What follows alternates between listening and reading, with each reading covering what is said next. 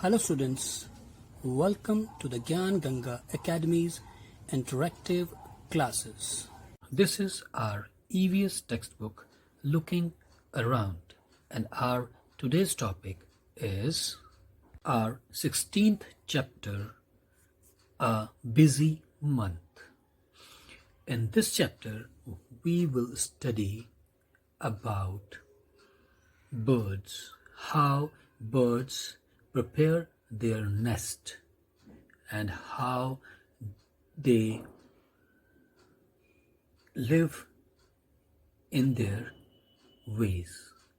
In this chapter, we will see a letter written by Giju Bhai, who lives in Gujarat, and he wrote different things about the birds. Now let's start the chapter word by word. यह हमारी EVS की text book looking around है और आज का जो हमारा topic है वो है चैप्टर 16, एक व्यस्त महीना। ये कहानी है जिसमें कि एक पत्र लिखा गया है गीजू भाई ने, जो कि गुजरात में रहते हैं और वह बच्चों के लिए बहुत सारी स्टोरीज लिखते रहते थे।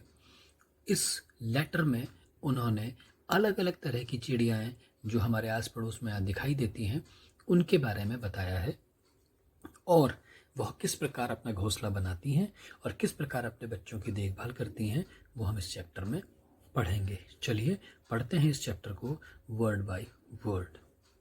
Because it is a letter, the first thing is the place from where this letter is written. Bal Mandir, Bhavnagar, and now the date 13th April 1936. क्योंकि ये लेटर है इसीलिए सबसे पहले हम जगह और तारीख लिखते हैं। जगह है बाल मंदिर, भावनगर, और तारीख है 13 अप्रैल 1936। राइट, अब क्या लिखते हैं चलिए पढ़ते हैं। Dear childrens, it is 3 o'clock in the afternoon. There are no clouds in the sky. The sun is burning hot. The sparrow, doves, and sunbirds have started working in pairs as they prepare to make their nests. Some of the birds have already made their nest. In some of the nest, the eggs have hatched. The parents' birds are busy feeding the chicks with different kinds of insects and other things. In our country yard also, there is a baby dove. There is another egg in the nest, but it has not hatched yet. तो बाल मंदिर एक जगह है भावनगर में, वहाँ पर 13 अप्रैल 1936 को गीजू भाई ने लेटर लिखा है और क्या लिख रहे हैं कि प्यारे बच्चों, यह समय है दोपहर के, आफ्टरनून 3 o'clock का। 3 बज गए हैं दोपहर के और आसमान में कोई भी बादल नहीं है। क्लाउड्स इन द स्काई, है ना। और जो सूरज है वह बहुत ज़्यादा जल रहा है, मतलब बहुत गर्मी हो रही है, बहुत तेज धूप हो रही है। जो स्पैरो है, डव है, एक प्रकार का कबूतर होता है, और सनबर्ड एक प्रकार की चिड़िया है। उन्होंने काम करना, स्टार्टेड वर्किंग, उन्होंने काम करना शुरू कर दिया है इन पेयर्स मतलब जोड़ों में, यानी कि जो चिड़ी और चिड़िया, यानी कि बर्ड और फीमेल बर्ड और मेल बर्ड, वो दोनों के दोनों मिलकर काम करना उन्होंने शुरू कर दिया है। As they prepare to make their nest, क्या काम करना शुरू कर दिया है? उन्होंने अपना घोंसला बनाना शुरू कर दिया है। In some of the nests, और कुछ घोंसलों में the eggs have hatched, अंडे दे दिए गए हैं और बच्चे निकल गए हैं।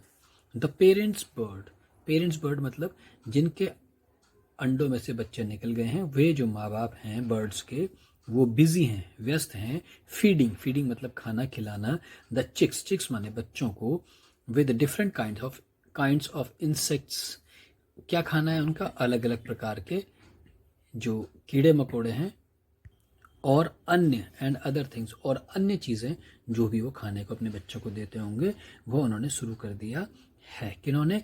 जो पेरेंट्स बर्ड्स हैं, जो माता पिता हैं बर्ड्स के, उन्होंने अपने बच्चों को खाना खिलाना शुरू कर दिया है। और हमारे कंट्री यार्ड मतलब आंगन में भी वहाँ पर एक बेबी डव है। एक प्रकार का डव मतलब कबूतर का एक प्रकार होता है, एक किस्म का कबूतर है, उसका बच्चा है। There is another egg in the nest, और एक और अंडा उसके घोंसले में रखा है, लेकिन वो अभी तक अंडे में से बाहर कोई चूजा नहीं आया है, वो हैच्ड नहीं हुआ है, अंडे से बाहर उनमें से नहीं आया है एक अंडे में से, right. On the way to Gopal Bhai house, there are many stones along the roadsides. In the space between these stones, an Indian robin has laid its eggs. Bachchu Bhai showed it to me. I looked through the binoculars. I saw that the nest was made of grass. On top there were soft twigs, roots, wool, hair, and cotton wool. This is how the robin makes its nest. What a soft and cozy home for its chicks. The robin is not like the crow. A crow's nest is made of all kinds of things, even pieces of wire and wood.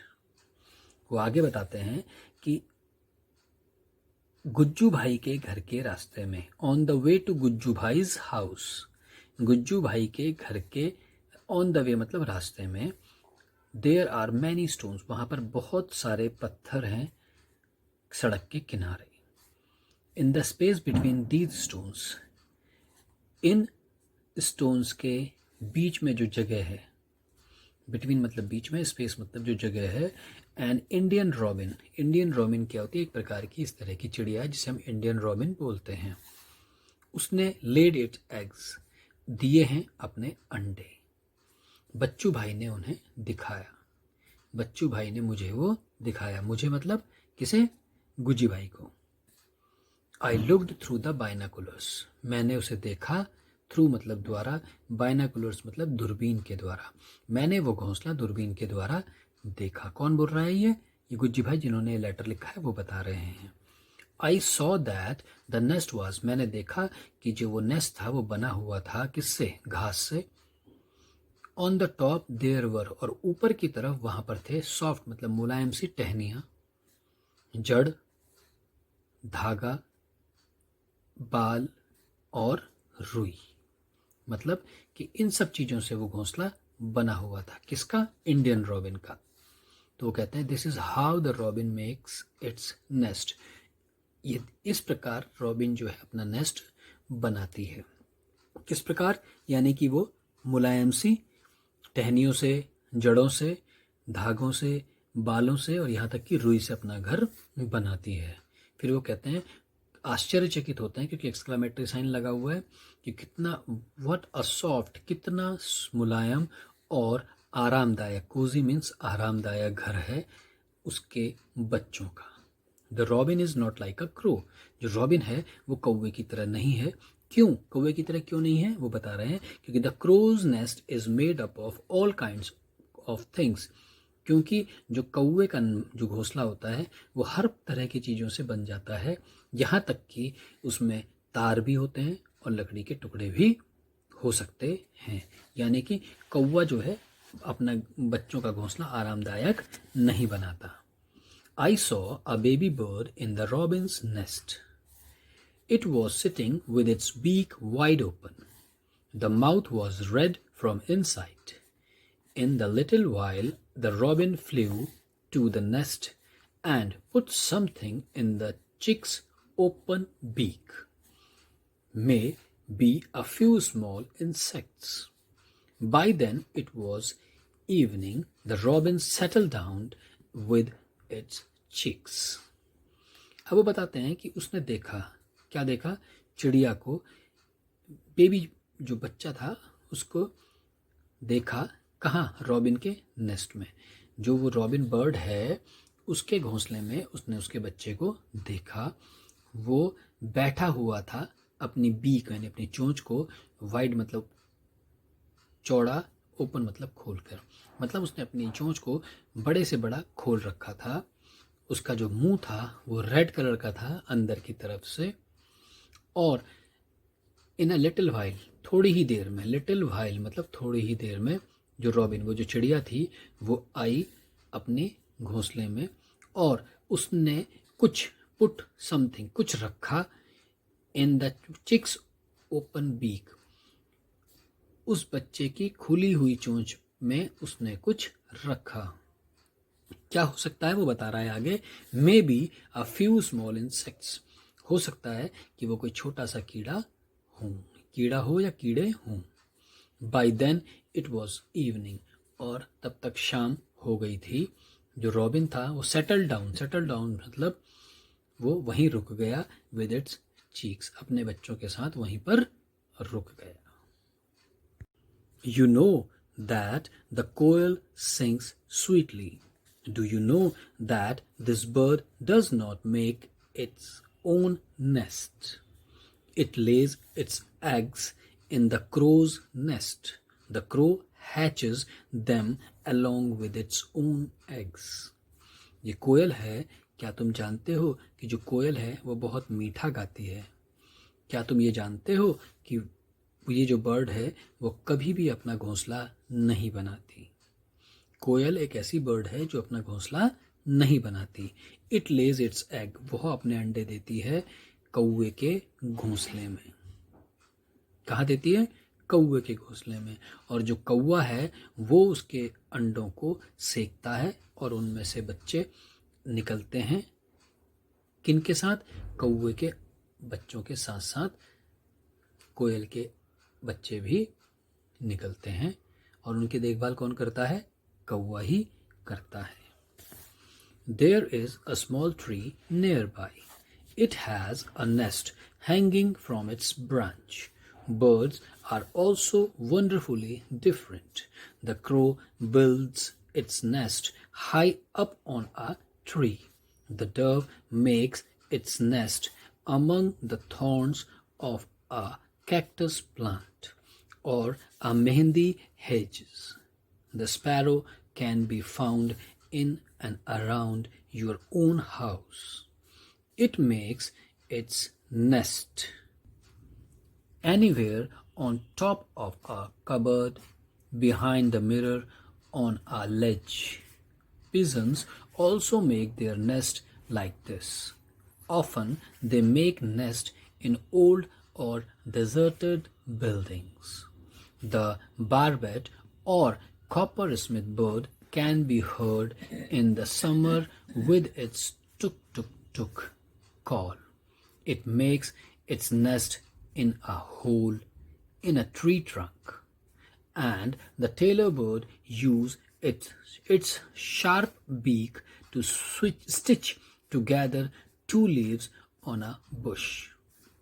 It lays its egg in the fold of the leaves on the leaf that it has made. This is its nest. वो कहता है कि यहाँ पर एक छोटा सा पेड़ है नज़दीक में, और वहाँ पर भी हैंगिंग माने लटके हुए हैं क्या? घोंसले, ब्रांच से, टहनियों से कुछ जो घोंसले हैं वो लटके हुए हैं। कैसे? इस तरीके से, राइट। साथ ही साथ वो कहता है कि जो क्रो है वो बिल्ड्स बनाता है अपना घोंसला हाई, ऊंचाई पर, अप ऑन अ ट्री, एक पेड़ की ऊंचाई पर वो अपना घोंसला बनाता है। जो डव है, एक प्रकार का जो कबूतर है, वो अपना जो नेस्ट बनाता है अमंग द हॉर्न्स, कहाँ पर? थॉर्न्स मतलब कांटे, of a cactus plant. Cactus plant एक तरह का कांटेदार हरा सा पेड़ होता है जिसके बीच में वो कौन? डव जो है अपना घोंसला बनाता है। या फिर कहाँ बनाता है? जहाँ पर मेहंदी की झाड़ियाँ, कांटेदार झाड़ियाँ होती हैं, ठीक है ना। मेहंदी की झाड़ियाँ भी कांटेदार होती हैं, यानी कि जो डव है वो कांटेदार जगह पर अपना घोंसला बनाता है।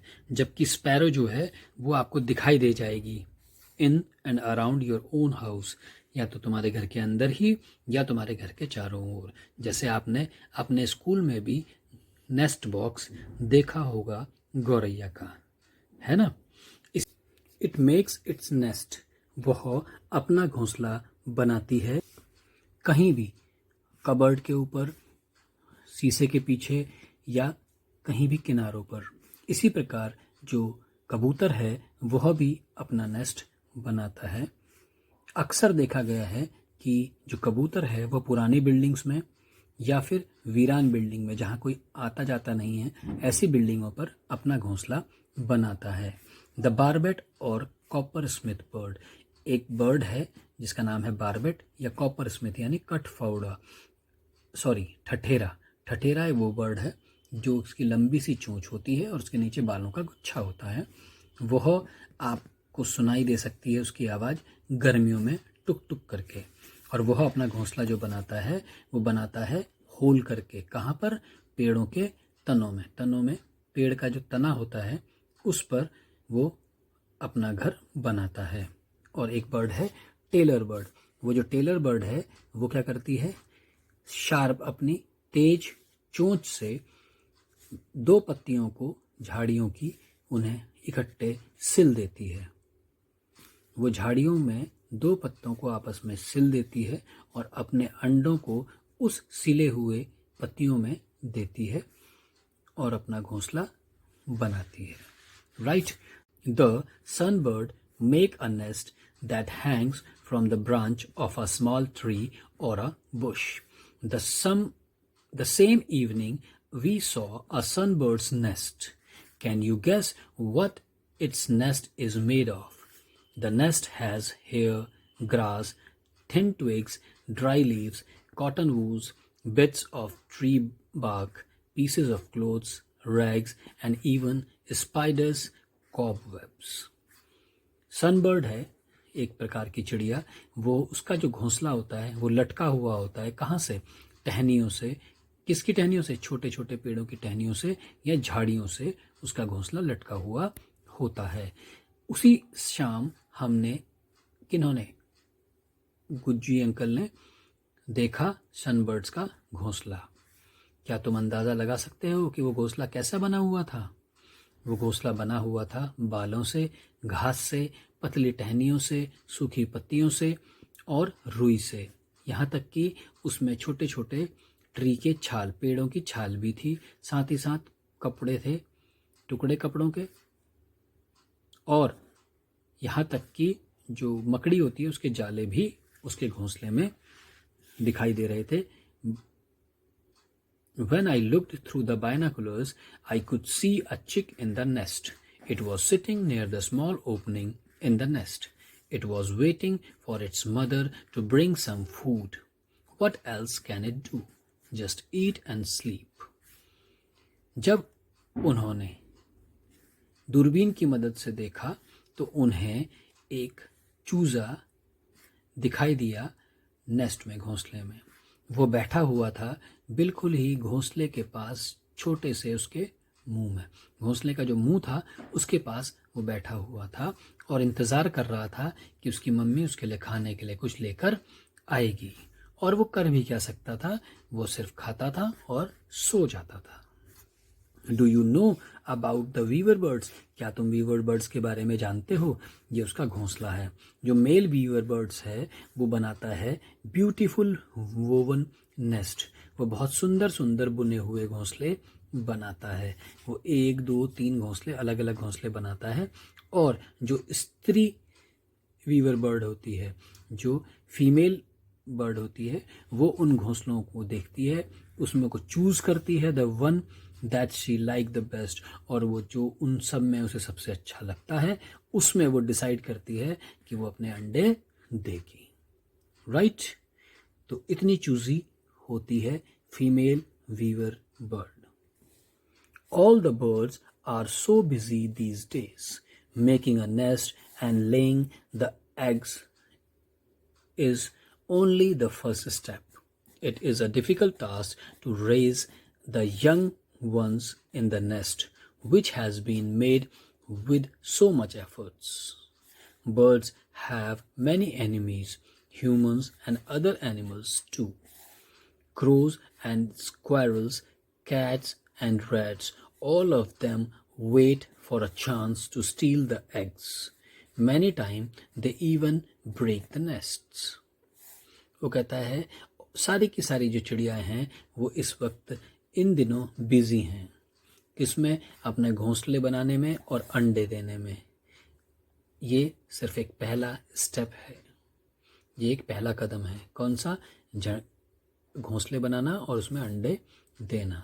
इट इज़ डिफ़िकल्ट, ये बहुत डिफ़िकल्ट मतलब मुश्किल टास्क है कि अपने छोटे छोटे बच्चों को अपने घोंसलों में बड़ा करना। Raise the young ones in the nest which has been made with so much efforts, जो इतने सारे प्रयासों में, इतनी मेहनत करके जो उन्होंने घोंसले बनाए हैं, उनमें अपने बच्चों को बड़ा करना ये एक बहुत मुश्किल काम है। क्यों है काम मुश्किल? क्योंकि बर्ड्स हैव मैनी एनिमीज, क्योंकि चिड़ियाओं के जो हैं बहुत सारे दुश्मन होते हैं। कौन कौन से दुश्मन होते हैं? ह्यूमंस, आम आदमी लोग, साथ ही साथ कुछ और एनिमल्स भी उनके दुश्मन होते हैं। क्रो, ये कौन कौन से हैं दूसरे? कौवा और स्क्वायरल यानी कि गिलहरी, बिल्ली, चूहा, ये सारे के सारे ऑल ऑफ देम, ये सारे के सारे वेट कर रहे होते हैं एक चांस का, एक मौके का इंतज़ार कर रहे होते हैं उसके अंडे को चुराने का। मैनी टाइम्स, और बहुत समय बार, बहुत टाइम में तो ये भी होता है कि वो उसके घोंसले को तोड़ देते हैं, उसके मतलब चिड़ियाओं के घोंसलों को तोड़ देते हैं। To keep oneself safe from danger, to find food, make a nest, hatch the eggs and raise the chicks safely, all these are tests for every bird. वो कहता है कि अपने बच्चों को खतरों से सेफ रखना, उनके लिए खाना ढूंढना, घोंसला बनाना, अंडे देना और अपने बच्चों को बड़ा करना सावधानी पूर्वक, ये सारे के सारे हर एक चिड़िया के लिए परीक्षा का समय होता है। यानी कि आसान नहीं होता, ये भी एक परीक्षा है, ये ही है अपने बच्चों को बड़ा करना। And see how the birds still sing with Joy and spread their wings and fly freely. और देखो ये सब, इस सब के बावजूद वो कितने प्यारे प्यारे गाने गाती हैं खुशी से और फैलाती हैं अपने पंखों को और मज़े से मुक्त होकर, फ्री होकर उड़ती हैं। So that is all for now. सलाम, ब्लेसिंग्स फ्रॉम योर गीजू भाई। और यहाँ पर वो अपना लेटर बंद करते हैं और तुम लास्ट में लिखते हैं सलाम, नमस्ते और अपना आशीर्वाद देते हैं सभी को। कौन? गुज्जी भाई, गीजू भाई, है ना। तो अब वो कहते हैं कि आगे देखते हैं वो क्या कह रहे हैं कि how many years ago did Giju भाई राइट दिस लेटर। अब कुछ क्वेश्चंस हैं जो आपने उनके आंसर को लिखना है यहाँ पर। तो गीजू भाई ने कितने साल पहले ये लेटर लिखा था? ये लेटर लिखा था 1936 में। तो 1936 में लिखा था। अभी चल रहा है 2020, तो 2020 में से 1936 को माइनस कर देंगे तो कितने साल पहले हो जाएगा आपको पता चल जाएगा। अब कहता है find out how old your grandfather and grand mother were at that time. पता करो कि उस समय, कब? 1936 में तुम्हारे ग्रैंडफादर और ग्रैंड मदर जो हैं वो कितने साल के रहे होंगे। साथ ही साथ this letter talks about many different birds, how many of these birds have you seen.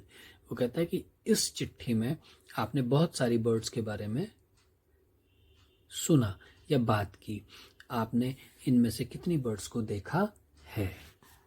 वो कहता है how many other birds have you scene, इनके अलावा आपने और कितनी बर्ड्स देखी हैं।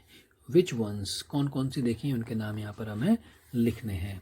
Have you seen a bird's nest, क्या तुमने कभी एक बर्ड का नेस्ट देखा है। Where did you see it, तुमने इसे कहाँ देखा है। Which is your favourite bird, can you show your friends in the class how it flies and what sound it makes। तुम्हारी फेवरेट बर्ड कौन सी है और क्या तुम अपने फ्रेंड्स को अपनी क्लास में बता सकते हो कि वो कैसे उड़ती है और वो कैसी आवाज़ निकाल सकती है। ये आपने अगर आप बता सकते हो तो उन्हें बताएंगे। अब वो कहता है guess what this bird is. एक नीचे कुछ आपको हिंट दी गई है, आपने बताना है कि वो बर्ड कौन सी है। A crown on the head and coins on the tail. उसके सर पर ताज है और पूंछ में कॉइन्स मतलब सिक्के होते हैं। So many shades of blue from top to tail. और नीले कलर के अलग अलग शेड्स हैं, टॉप मतलब ऊपर से लेके उसकी पूंछ तक। कौन सी है वो? अब क्लू भी दिया हुआ है, क्या है? It is our national bird. वह हमारी राष्ट्रीय पक्षी है। तो वो कौन है? हमारी राष्ट्रीय पक्षी कौन है? नेशनल बर्ड कौन है? Very good, peacock. क्यों? क्योंकि पिकॉक के सर पर, हेड पर क्राउन होता है और उसकी टेल पर अलग अलग कॉइन्स की तरह वे बने होते हैं ना, तो इसलिए उन्होंने इस तरीके से लिखा है। Now do you know of any other birds that make its nest in a tree trunk like the barbet does. जिस प्रकार ठठेरा अपना जो घोंसला है वो पेड़ की तने में छेद करके बनाता है, क्या तुम भी ऐसे किसी बर्ड को जानते हो? Next, if there is a nest inside or around your house, look carefully at it. Remember, do not go too near that nest and do not touch it. If you do, then the bird will not come to the nest again. Observe the nest for some days and note down the following things. अब वो कहता है कि क्या तुमने अपने कोई घोंसला अंदर या अपने घर के आसपास देखा है? लुक, या तुम्हारे घर के आसपास या घर के अंदर कोई घोंसला है, उसे ध्यान से देखो। ध्यान रखो कि तुम उस घोंसले के ज़्यादा नज़दीक न जाओ, नहीं तो, और ना ही उसे छुओ। इससे क्या होगा? इफ़ यू डू, अगर तुम नज़दीक जाओगे या उसे छुओगे तो जो बर्ड है वो फिर दोबारा उस नेस्ट पर नहीं आएगी। और आपने करना क्या है? ऑब्जर्व करना है, उसे ध्यान से देखना है कि नेस्ट को कुछ दिनों तक, और ये सारी बातें जो नीचे लिखी हैं उसके बारे में आपने जवाब देना है। क्या लिखा है? अब देखिए ध्यान से। Where is the nest made, कि वो घोंसला कहाँ बना हुआ है। What is the nest made of, वो घोंसला किस किस चीज़ों से बना है। इज़ द नेस्ट रेडी और are the birds still making it, क्या घोंसला पूरी तरीके से बन गया है या अभी भी चिड़ियाएं वो घोंसला बना रही हैं। साथ ही साथ आपको और क्या पता करना है? Can you recognise which bird has made the nest, क्या तुम पहचान सकते हो कि किस बर्ड ने यह घोंसला बनाया है।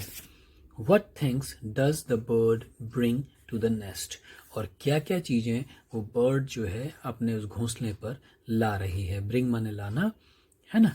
उसके बाद कहता है is there any bird sitting in the nest, और क्या कोई बर्ड उस नेस्ट पर बैठी हुई है।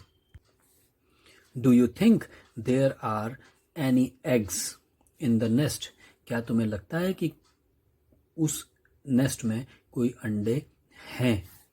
Can you hear any sound like ची ची फ्रॉम द नेस्ट, क्या तुम्हें घोंसले में से ची ची की कोई आवाज़ आ रही है।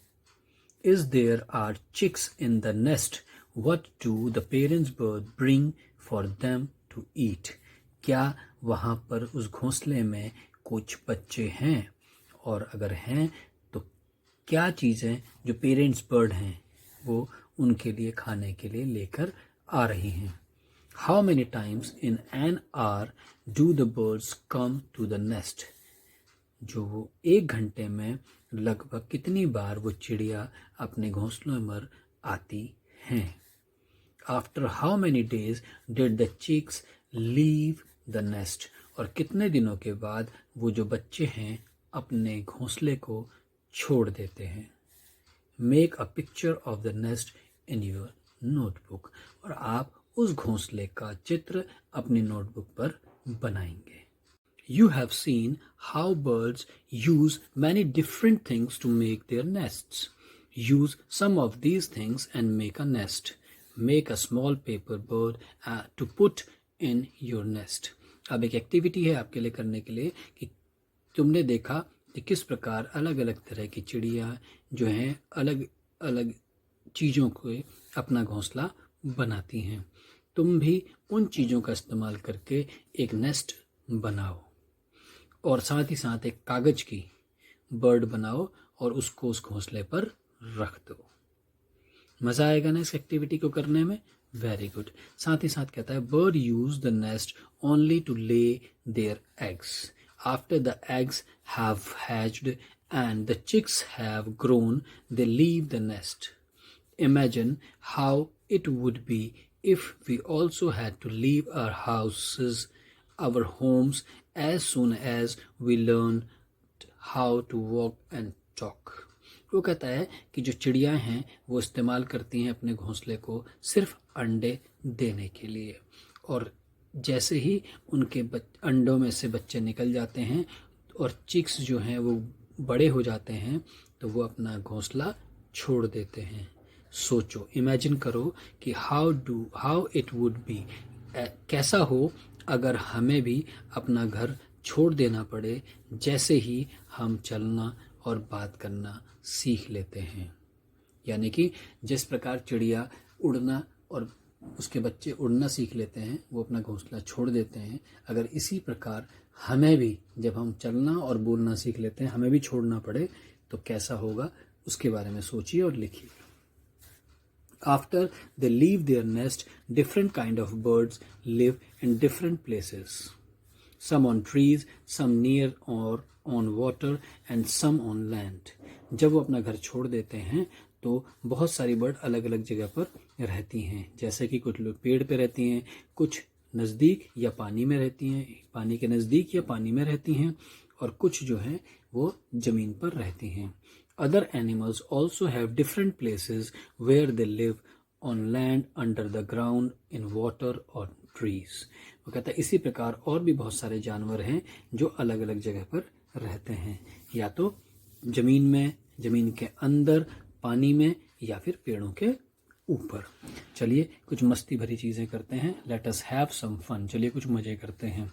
अब वो क्या कह रहा है इस मजे में कि कुछ ग्रुप्स बनाने को कह रहा है। ध्यान से देखेंगे क्या कहता है। Make 3 groups in the class. अपनी क्लास में 3 ग्रुप्स बनाएंगे अलग अलग। Each child must draw. हर एक बच्चे को बनाना ज़रूरी है एक picture of an animals and colour it.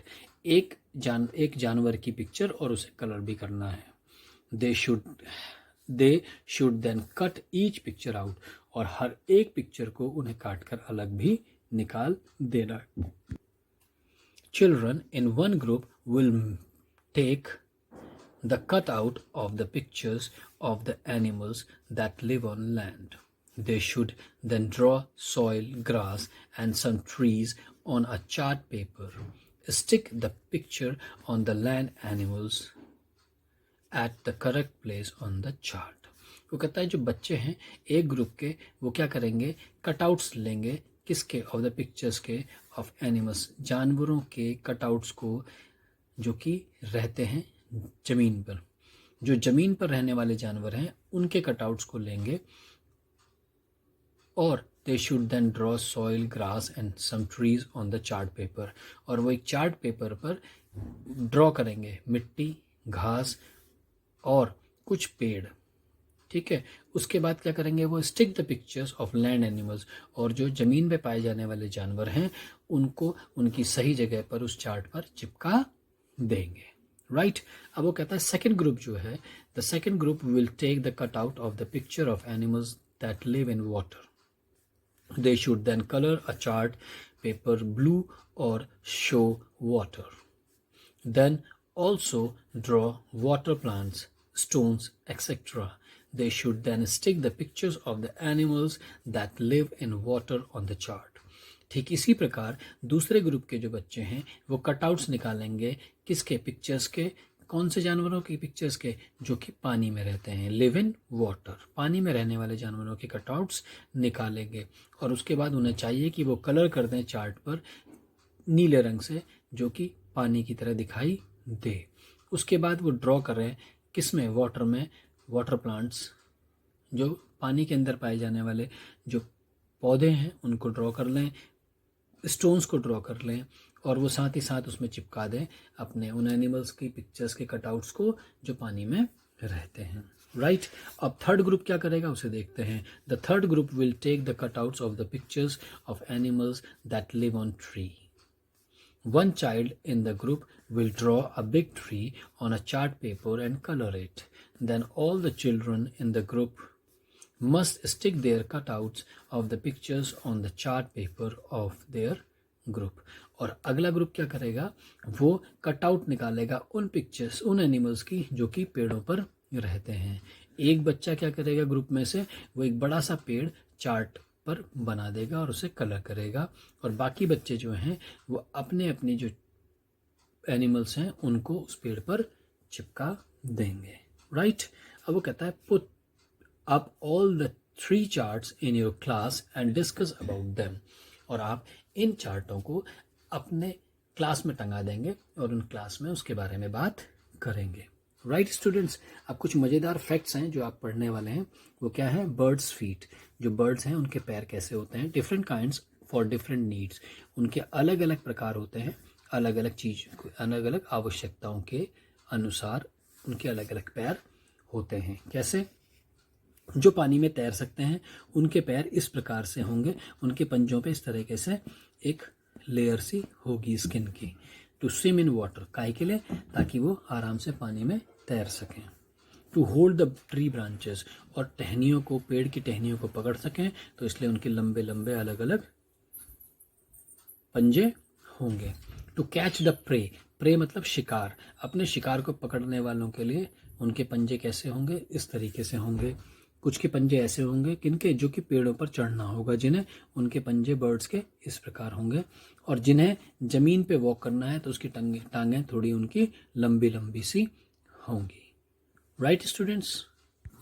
और इसी प्रकार बर्ड्स बीक्स, उनकी चोंच, अकॉर्डिंग टू द फूड, कि जिस प्रकार वो खाना खाते हैं उस प्रकार उनकी चोंच भी इस पर होती हैं। जैसे to tear and eat meat, इस तरह की चोंच आगे से नुकीली, काहे के लिए, टीयर मतलब फाड़ने के लिए और खाने के लिए मीट को, तो उनकी चोंच ऐसी होगी। जैसे ईगल है ना, और इस तरह की वल्चर, उनकी चोंच इस तरह की होती है। उसके बाद जिसकी चोंच लंबी सी होती है, to make holes in the wood and tree trunks, जिन्होंने अपनी चोंच से जो पेड़ का तना है उसमें छेद करना है, तो उनकी लंबी लंबी चोंच हो गई। टू सक नेक्टर फ्रॉम फ्लावर्स, आगे से देखो नुकीली सी है और गोल घूमी हुई है, क्यों, क्योंकि उन्हें नेक्टर मतलब जूस, रस पीना है फूलों का। इसी प्रकार लंबी सी है और किसके लिए है, to find insects and worms from the mud and shallow water, पानी में और मिट्टी में से कीड़ों को निकालना, उनके लिए लंबी चोंच।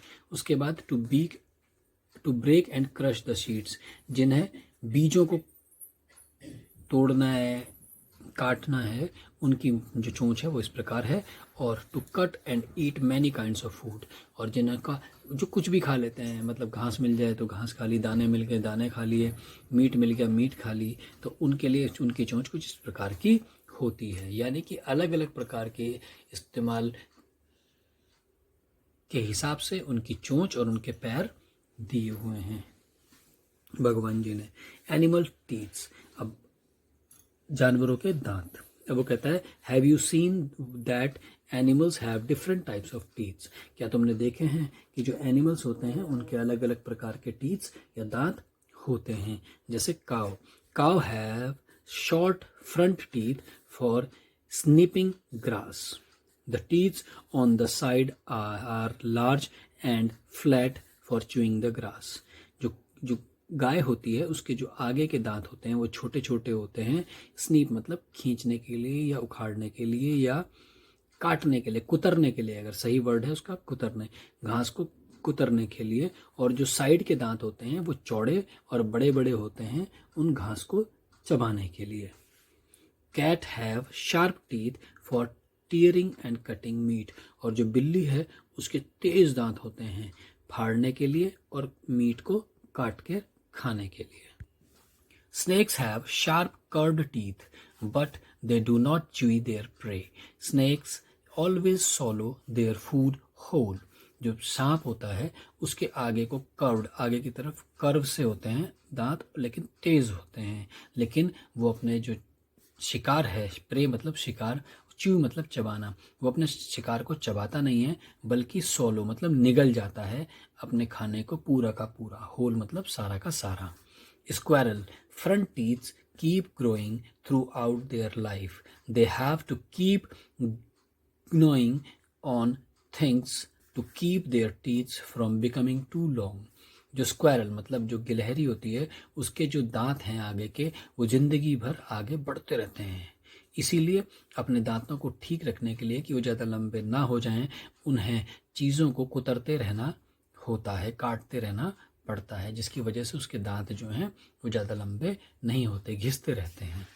अब लास्टली क्या कहता है, find out about your own teeths and right. अपने खुद के दांतों के बारे में पढ़ो, बताओ और लिखो। क्या कहता है, योर एज, आपकी एज कितनी है इस बॉक्स में लिखेंगे। How many teeths do you have, तुम्हारे पास कितने दांत हैं वो यहाँ लिखेंगे। How many of your teeths fallen or broke, how many have any of your teeth, ध्यान से पढ़ेंगे, have any of your teeth fallen or broken, क्या तुम्हारा कोई दांत गिर गया है या टूट गया है, कितने, अगर है तो कितने टूट गए हैं। उसके कहता है how many new teeths do you have, अब तुम्हारे पास कितने नए दांत आ गए हैं। How many of your milk teeths have fallen, और तुम्हारे कितने दूध के दांत टूट गए हैं। But not new teeths have come in their place, लेकिन अभी भी उनकी जगह पर नए दांत नहीं आए हैं, ऐसे कितने हैं।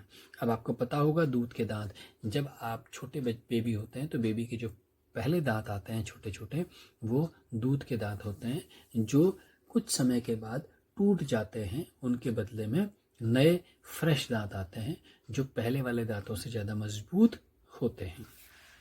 राइट, अब आगे बढ़ते हैं, find out more about teeth. चलिए कुछ और चीज़ें दांतों के बारे में जानते हैं। Look at your friend's teeth, are there different kind of teeths.